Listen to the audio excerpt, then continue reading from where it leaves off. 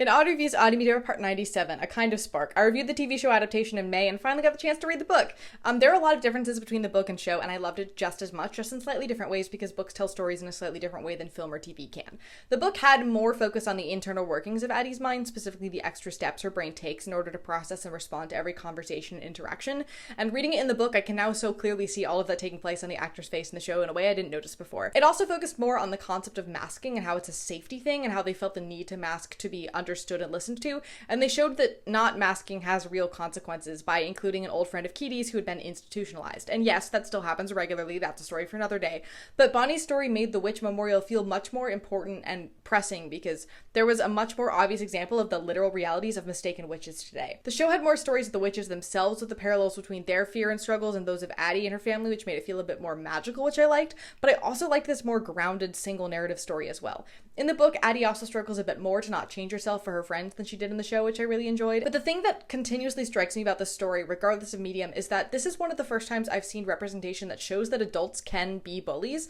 and can use their power to make kids feel like they're the problem. For the safety of kids and young adults, we need more stories like this that point that out. More disability narratives need to include this because it is 9 times out of 10 the core trauma of disabled childhood, and if it were talked about more, it would help so many kids feel better about themselves.